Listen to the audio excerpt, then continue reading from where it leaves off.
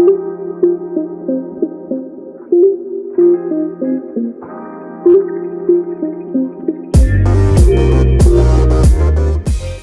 Be Lifted Up, your guide to living an abundant life. I am DC Marshall, and he is Alfred Edmond Jr. And if you all have been tuning in, then you know Alfred and I, we talk about faith and finances and, leadership, all things that would really uplift us, all things that are relevant to us, things that are for us and by us, things that we're interested in and concerned about. This is not just a show about faith and finance in a churchy way, but really conversations that are of interest to us, to our people. And so super excited about today's show, Alfred, because we're talking about what are we talking about today? The topic today is cannabis, the cannabis industry, cannabis from vision to value. And so, as you said, we're talking about abundant life. And from my take, particularly as a person who works for Black Enterprise, it's about all things wealth creation. And wealth creation entails opportunities. You have to be seeing the headlines all over about the changes that are happening all around us in terms of cannabis as an emerging industry.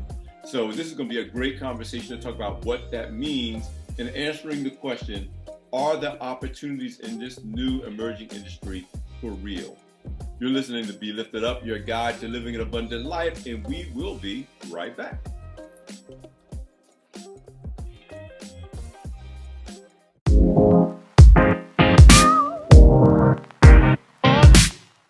Welcome to Be Lifted Up, your guide to living an abundant life. And listen, if you're a regular listener of this show, you know we talk about faith, we talk about finance, and we're talking about these principles of abundant living that obviously is rooted in the Word, in the Bible, but we like to take it out into the world so we can have an impact on the world. So we're talking about everything from entrepreneurship to leadership, and today we're talking about opportunities, entrepreneurial opportunities, career opportunities, in an emerging industry, which we know as the cannabis industry. Now, if you're paying attention, or even if you're not, you need to know that cannabis and the industry is about a lot more than just the legalization of marijuana. There's a range of new products, new services, new careers, new entrepreneurial opportunities that is emerging as a result of the changes both legally and in terms of social acceptance around cannabis. Now, you need to understand, cannabis is not new. It's something that's been around for centuries in cultures around the world. So it's important to understand the history of it, but it's also to understand what that means in terms of opportunity today, from the standpoint of abundant living, opportunities to engage in this industry, and what it means for the social, economic, and environmental atmosphere going forward. Listen, we have a perfect guest to have this conversation. Our guest today is Faye Coleman, the CEO of Pure Genesis. Welcome to the show, Faye. Thank you so much for having me. It's great to be here today. So listen, I am a journalist who interviews experts, but let's talk about where we are right now and where we're headed. First of all, talk about Pure Genesis and what Pure Genesis does and what you do as the CEO of Pure Genesis, and how you came to be in that role at this stage of your life and career. Sure. I thank you again. Be Lifted Up Radio. I really appreciate the opportunity to have this moment to connect and share my story, especially as it relates to being in this industry.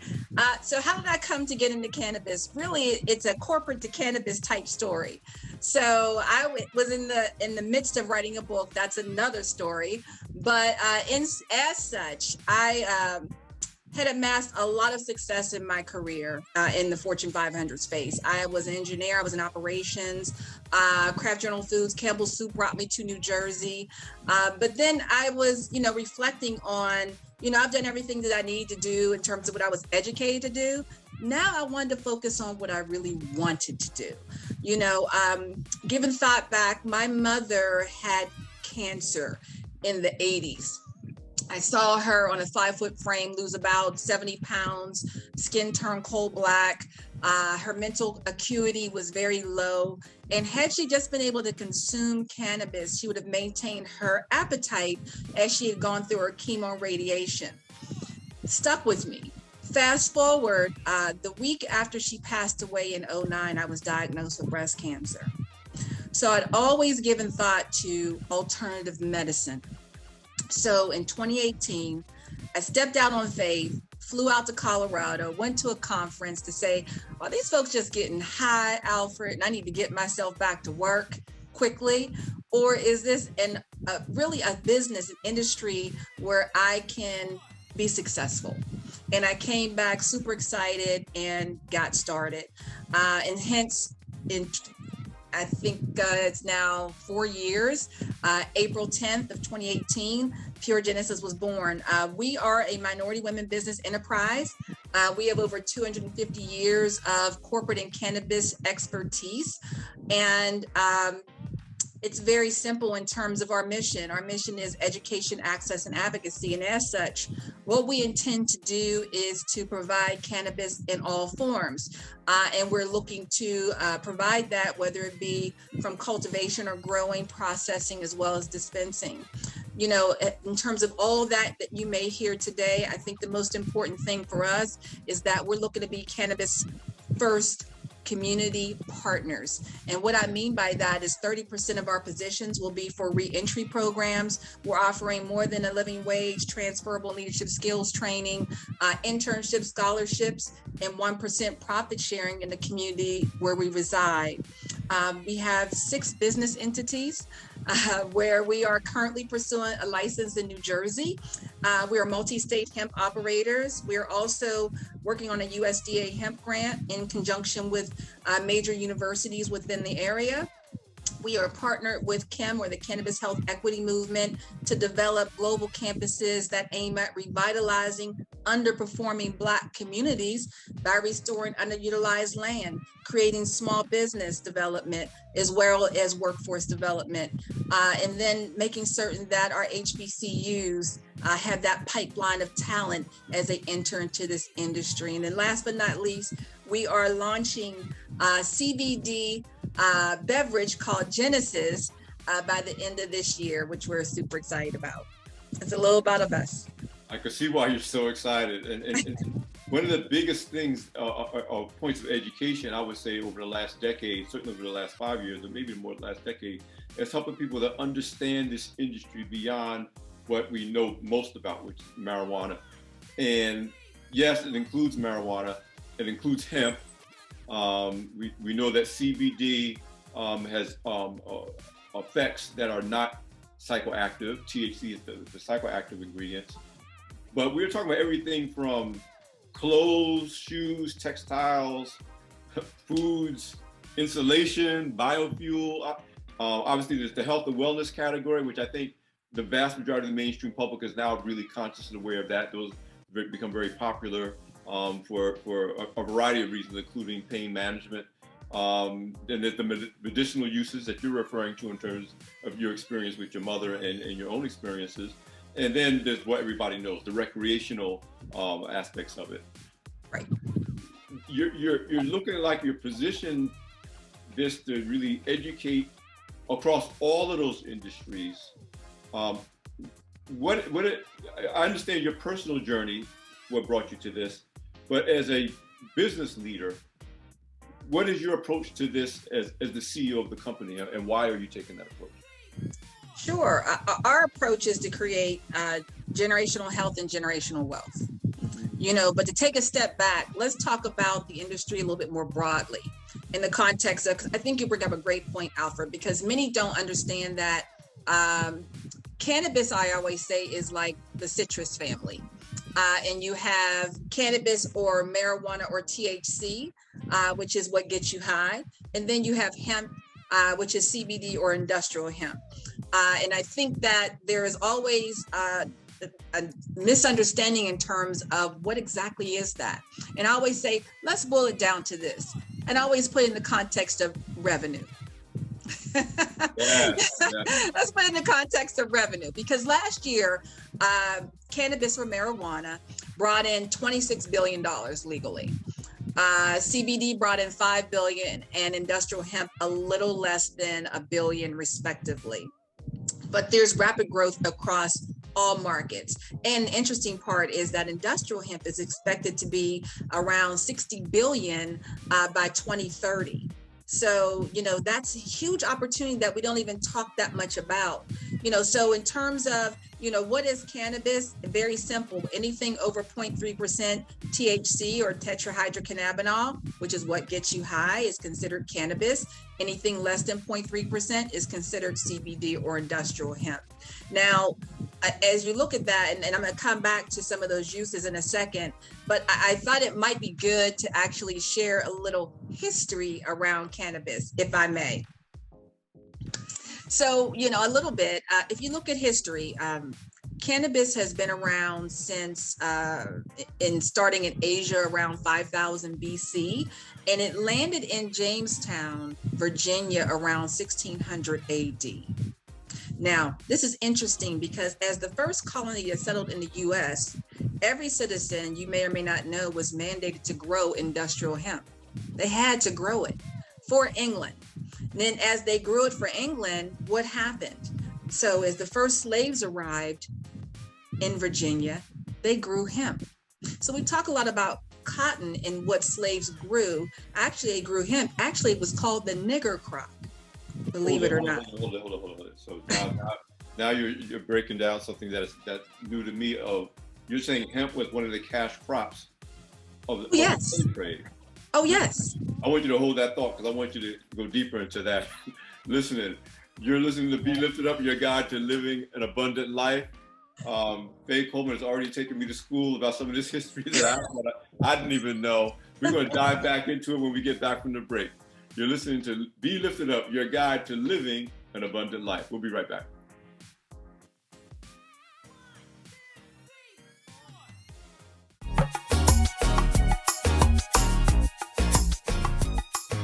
You're listening to Be Lifted Up, your guide to living an abundant life. I'm Alfred Edmond Jr. with my co-host DC Marshall will be joining us shortly. But we're here with Faye Coleman, the CEO of Pure Genesis, and she just blew my entire mind. I'm going to get out of her way so she could finish doing that. I did not realize that hemp was really one of the cash crops of the slave trade. So talk, and you're going into the larger history, but talk some more about that. Pick up where you left off. Oh, certainly. As I was sharing earlier, they did call hemp the nigger crop, and they called it the nigger crop because hemp is really challenging to grow and harvest. It really is. It's very laborious. And hemp was so important. You mentioned how important hemp is, Alfred, that you could use hemp to actually pay your taxes. That's how important hemp was at that particular time. It's interesting, in the late 1800s, 50% of all prescriptions were cannabis. People don't realize that as they talk about it medicinally. Now, as you fast forward into the early 1900s, I thought it might be interesting to point out that hemp was considered a $1 billion crop at that time, believe it or not. So much so that our money was actually printed on hemp paper during that time. Andrew Mellon, our Secretary of Treasury, signed this currency. Then, 20 years later, DuPont found a cheaper way to make paper and plastic. And being funded by Andrew Mellon, they had to figure out how to put a campaign in place to stop growing hemp. Hence, the propaganda of Reefer Madness was born, right? Which you may know about, Alfred. This is where they began to, of course, vilify the Black community. And then they had the Marijuana Tax Act, which was really a campaign to slow down the production of hemp, which was successful. Then fast forward again to 1970, when Nixon signed the Controlled Substances Act, which began the destruction of the Black community, because this began the incarceration of our community due to minor cannabis possession. And it wasn't until 94 that Ehrlichman, who was Nixon's advisor, actually admitted that that campaign was used as the war on drugs focused to disrupt the Black community. So, you know, it's interesting that we talk about the landscape and the history of coming into cannabis today and what it means. And while we as a community still grapple with, do I believe in cannabis or not? I always say start with the facts. Because then once you understand the history and the facts, you can move forward, whether you are a proponent of cannabis or not, but you can understand what the history has led to today and what our challenges are in front of us and how and why we're pursuing the industry. Wow, like I said, mind blown. And I'm someone who's been paying some attention to this as a business journalist over the last decade. In fact, Black Enterprise has its own series called Green Enterprise that focuses on this industry. But again, I didn't know most of what you just shared with our audience, and I think it's important for this conversation when we look at the perception of the CBD industry, the cannabis industry, and the potential opportunities on the table. And obviously, we already know about the dichotomy with, to the degree that it was illegal, mostly Black and brown people were incarcerated as a result of that. And now that it's legalized, the question becomes, how often and how much access are we getting to the opportunity and the wealth creation side of this industry? Dee, what say you? I'm still on the, when she said, Faye, when you said the nigger plant, I just, or nigger hemp, was it? Nigger crop. It's just, I'm still back there, but I'm going to tell you something. I'm not at all surprised. I think because we are in a place where we're talking more about systemic racism, I land with anything that was established and or created or predated 1960s or 70s. They're systemic. You already knew where I was going with this, right, Faye? It's systemic. It was on purpose. It was planned. And so, but you are such a wealth of knowledge, and knowledge is power for our people. I feel like so much of this, we need to be educated. And so your voice is so necessary in this conversation. So, I'm so glad we're having this, and we get a little bit more in the background. And so I appreciate that because, more often than not, everybody wants to talk about cannabis, of course, right? Because I always coin it this way. Cannabis is the sexy side of the business. CBD is the current side of the business. And industrial hemp is the long game that most of us are ignoring. But actually, the industrial hemp game is the game that we need to see ourselves in. Why? Because the focus right now, we all can agree, is on the climate, right? The climate. I don't think there's a day that goes by that you don't hear about the climate. And what may or may not know is that hemp sequesters carbon, or it captures carbon. So as we are looking to do just that, right? And we've got, I think, 30 years to bring, carbon emissions in line. The focus is just that.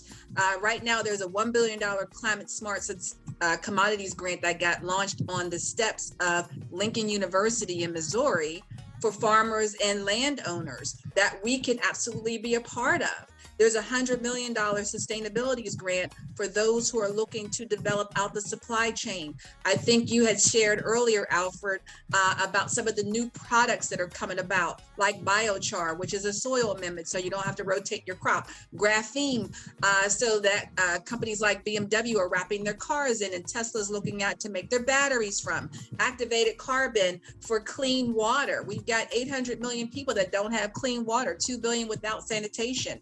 These are real opportunities. But that said, the most focus that we need to be right now is we need to get into the space. If we know or don't know, right now, I think we've gone from, in the 1920s, having 1 million farmers to now having less than 50,000.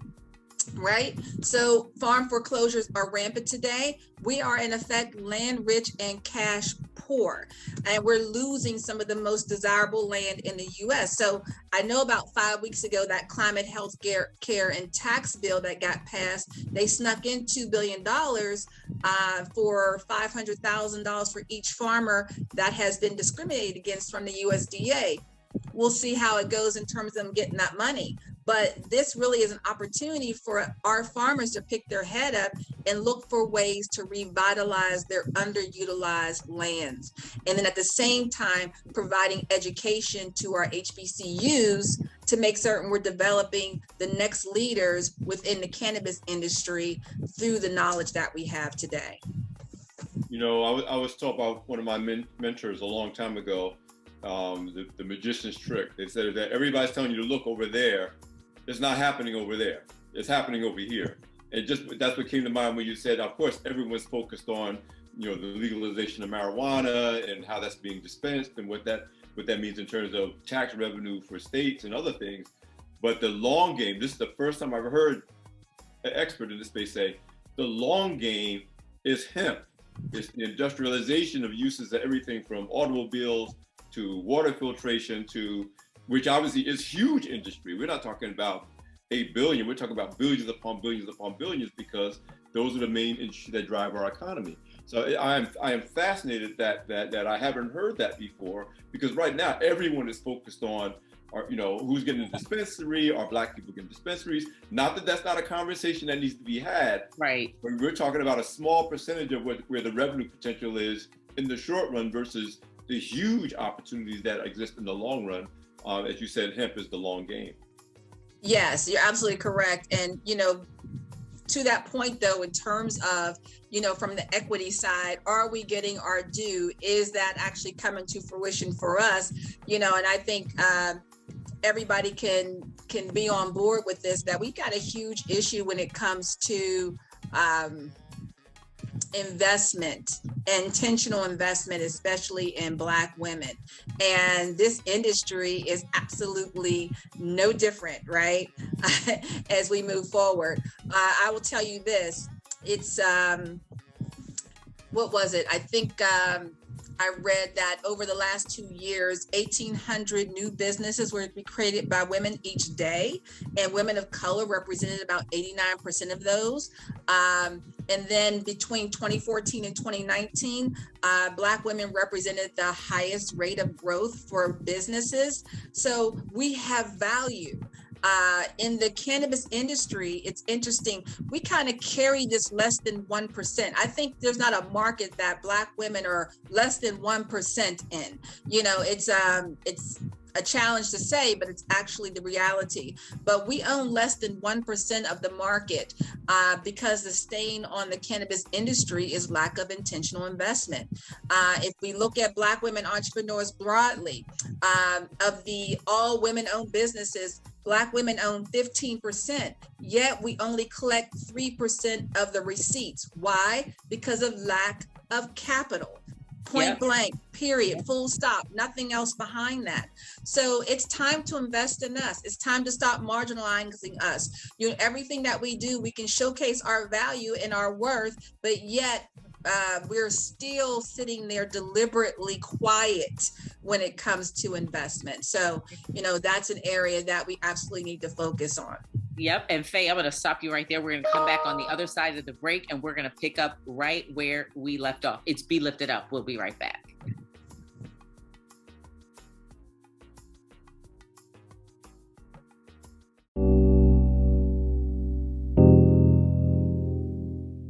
It's Be Lifted Up, your guide to living an abundant life. And we are back with, I want to say, the Reverend Doctor, the Right Reverend Bishop, Authority, Chief Authority, Professor. Actually, Professor Doctor is probably the most appropriate term. Faye, you are a wealth of information, and this is such high value, rich conversation for our communities. And so when you left off, you were talking about, or right before we went to the break, you went in on women. And I really want to even continue that conversation and let you finish your thought, and then talk about the opportunity for women? And then how do we manage around lack of capital?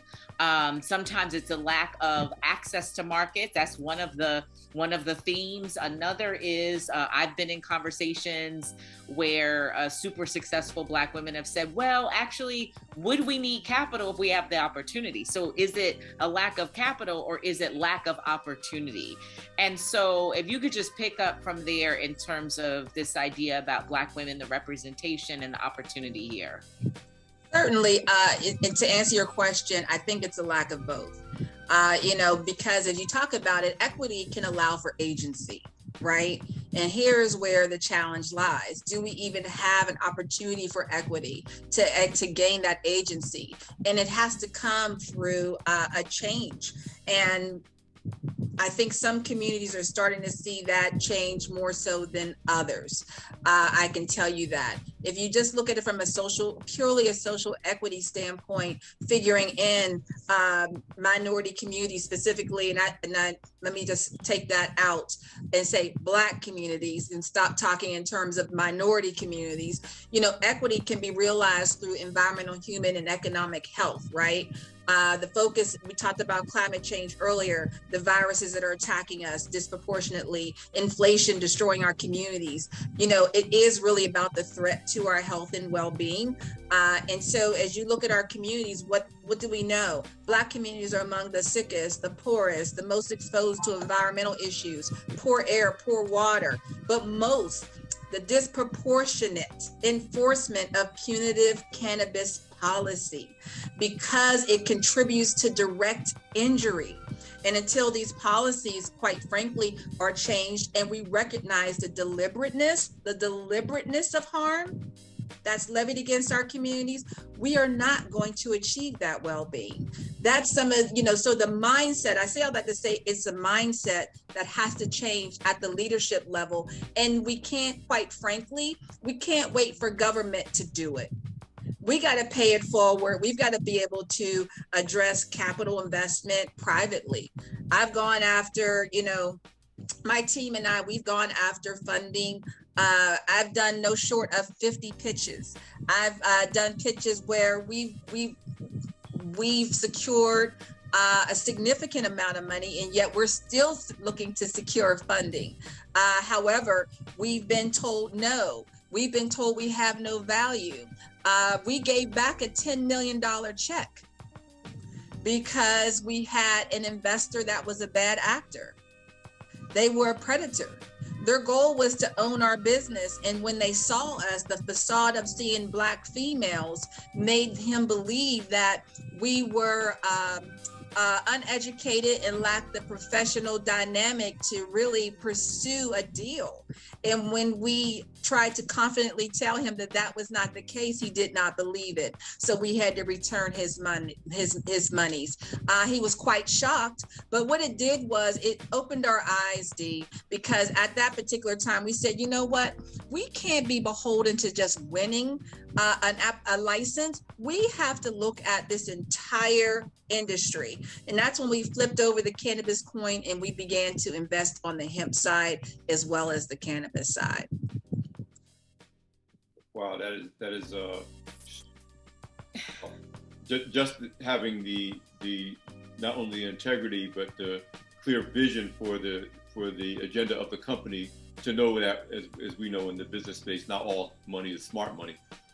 Since there's dumb money, and to recognize that as dumb money and use that to shift the whole strategy is really very impressive, and I think very important to the long-term success of your company.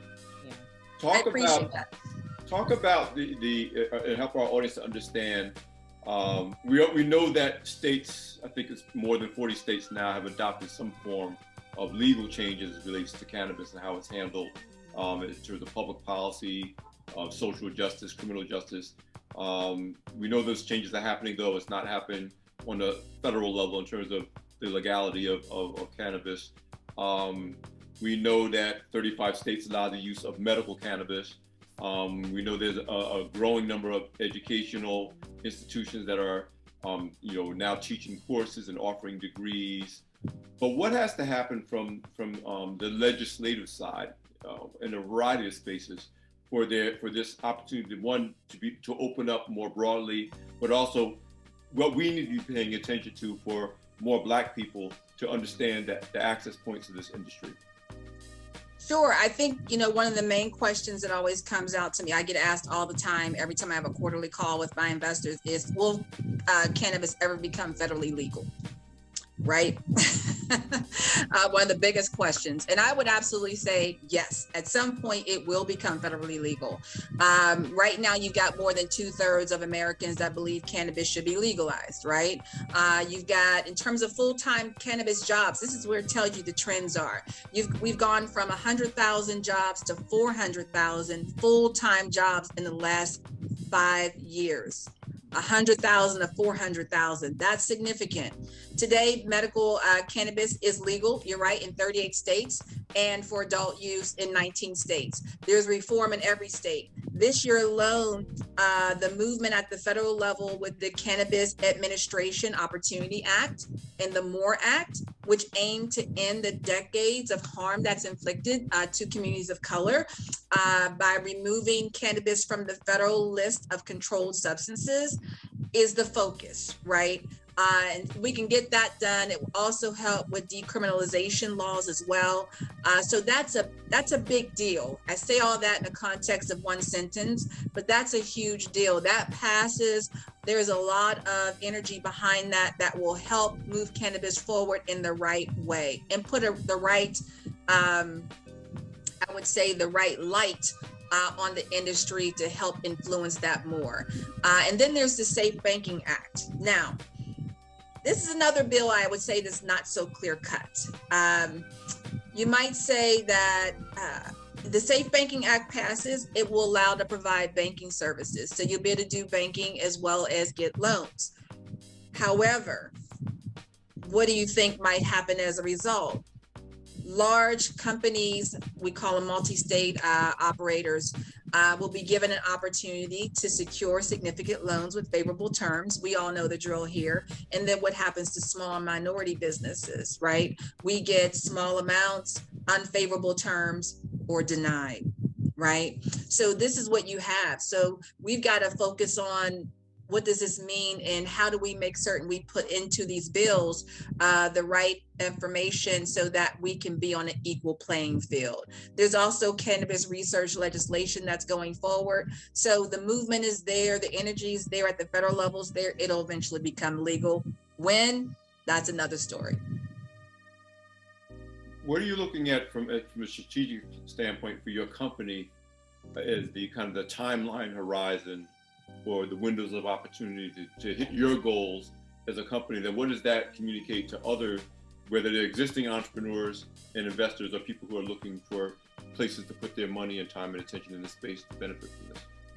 Sure. So, as I shared earlier, Alfred, I break this down in terms of cannabis, CBD, and industrial hemp. And on the cannabis side, we are looking to be multi-state operators, which means we're looking to have licenses in multiple states. We have applied in New Jersey. We've applied in Florida. We will also look to apply in New York next year as they're moving themselves forward as well. And then we'll look at Illinois as well as Pennsylvania. So that is our focus specifically in terms of what Pure Genesis is looking to do. And then once this becomes federally legal, we're looking to have an exit strategy on those licenses. And why? So some folks might say, well, you just got it. Why would you give those up? Because if you don't, you're in danger of being bought out or shut out. We want to be effectively bought out. And you heard it. Pure Genesis, Faye Coleman. We'll be right back as Be Lifted Up.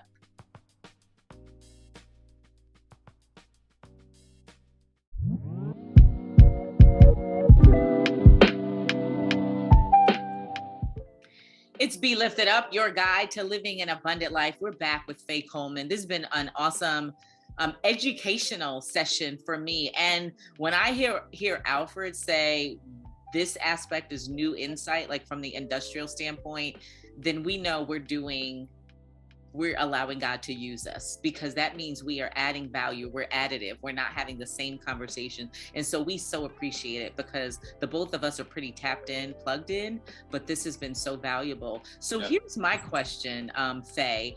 I get from you, you are a business owner, an entrepreneur, and I really want to know, so two things. I want to know let me back up. I'm getting from you, you're a business owner and you're raising capital, at least it sounds, right, to grow your brand. That's number one. But number two, you're an educator.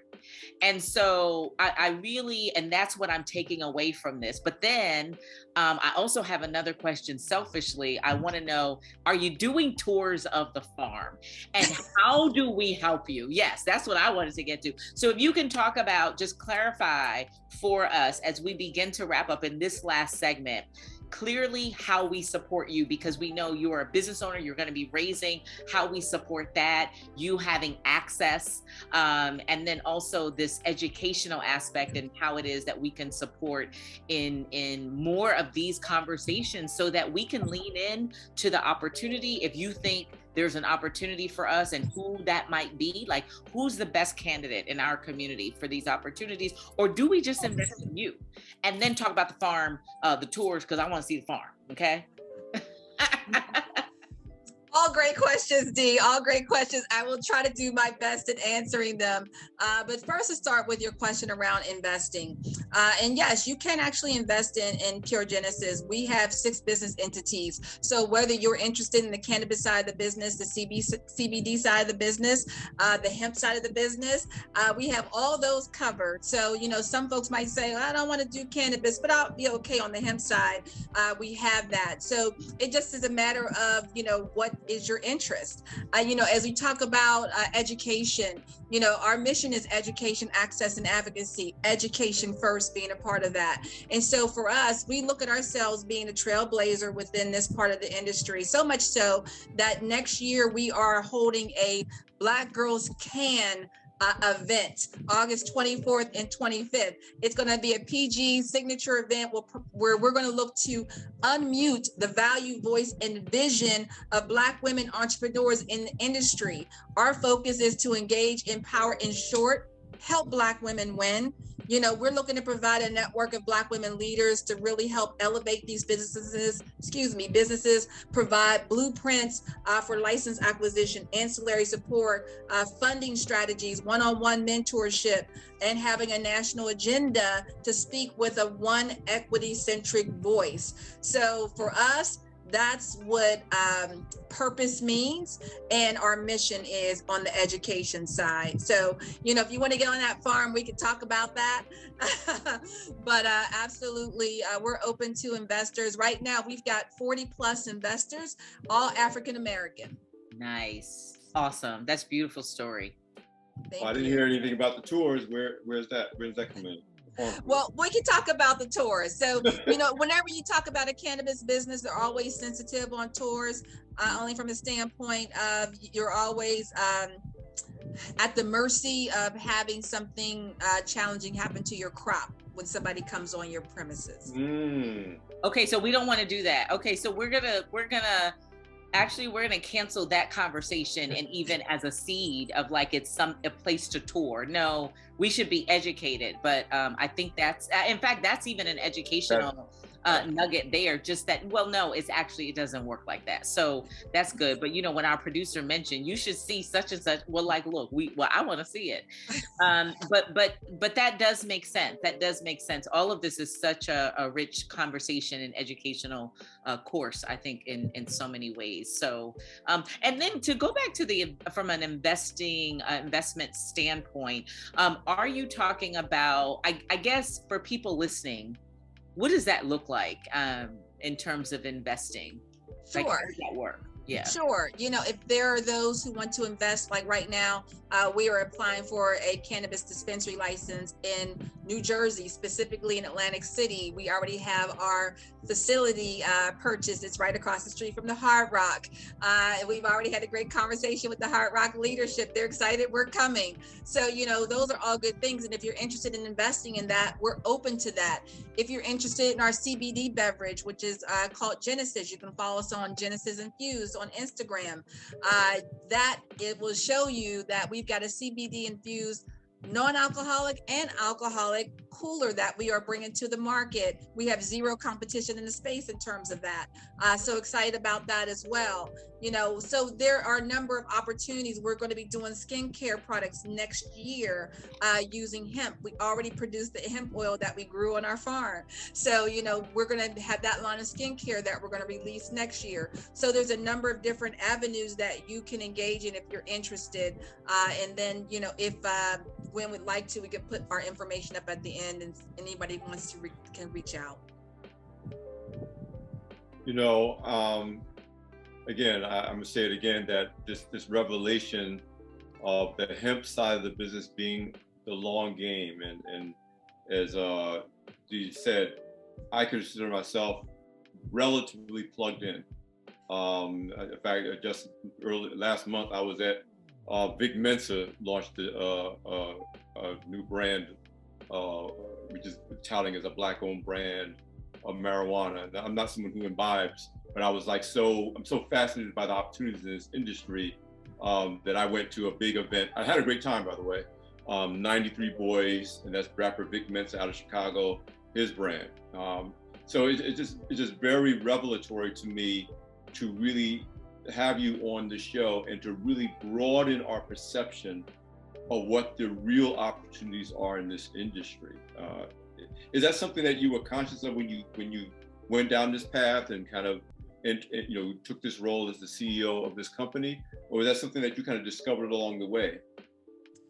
So when we decided to flip that cannabis coin over and look at hemp, that's what we discovered, Alfred. And then we took a step back to realize what the full potential could be here. And then as a result, I began to place myself in a position to be an influencer. So I'm on the National Hemp Association's board, on the Cannabis, World Congress Business Expositions board. So all of those, not just because I enjoy being on boards, but it allows us to have an opportunity to influence and direct the messaging and the narrative in terms of how this business and industry moves forward, but to also know what's coming, what's ahead. And it really allowed us to have some insight into, here's where the growth is. We have to get on board.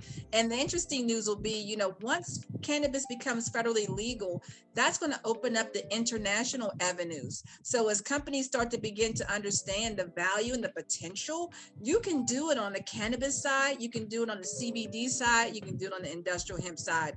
All those avenues are wide open for you. Make certain you network, make certain you have some influence in the industry, because that's what it's going to take, and make sure you have a great capital position as you move forward. What are the, as we wrap up, Dee stressed the importance of helping our audience understand where the investment opportunities are and how we can support. But if you're someone that wants to learn, what are the best, whether resources, organizations, websites, for people that says, I heard this show, my interest is piqued. What are the things you recommend that they do to start educating themselves beyond this episode of Be Lifted Up? Sure. I would tell them that they need to do a couple of things. One, we actually have a workshop called Now You Know.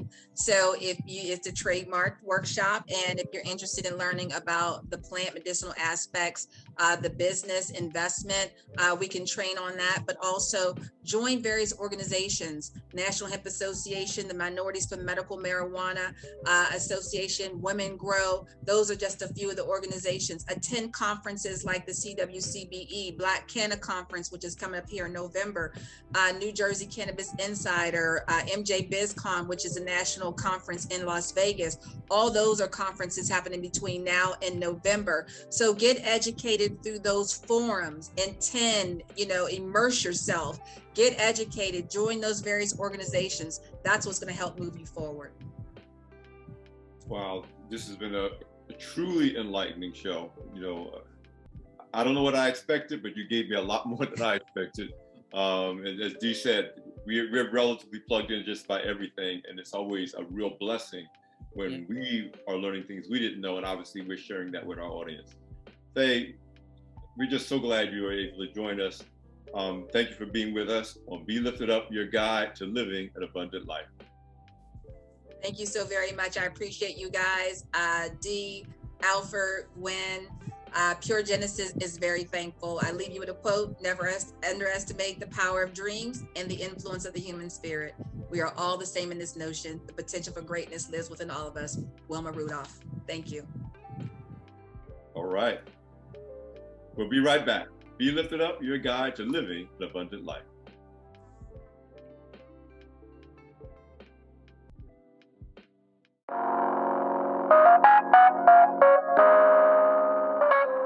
And we are wrapped, ladies and gentlemen, hey, Alfred. You know what? I didn't really expect that this conversation would be that conversation, because when people start talking about cannabis, they start talking about it from CBD. And then I thought perhaps we could go into, or we were going into the injustice, why, so many of our people are incarcerated behind this. But that was such a rich conversation that I really appreciate that she stretched us, and I learned so much. So yeah, that was just really awesome. Yeah.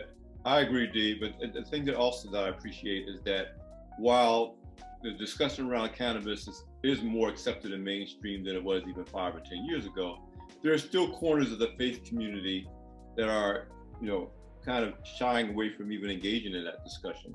So this fresh aspect of it is much broader than simply whether to smoke marijuana or not, or whether marijuana should be legalized or not. It is really an important conversation in the faith community as well as in the larger Black community. And so you're right, this wasn't what I expected, but we were certainly beyond blessed with what we got from Faye Coleman, the CEO of Pure Genesis, on our show. Listen, you guys, you've been listening to Be Lifted Up, your guide to living an abundant life. You can catch this episode and other episodes at liftedUpradio.com. You can follow us across the socials, as they say, at Be Lifted Up Radio, Twitter, Instagram, Facebook. You can get clips of this and other interviews on our YouTube channel. And you can also catch us, of course, on Sirius XM 141 AQR Voices, where we stream 3 times a week, but we premiere on Sundays at 5 o'clock Eastern. You've been listening to Be Lifted Up, your guide to living an abundant life. Thanks for joining us.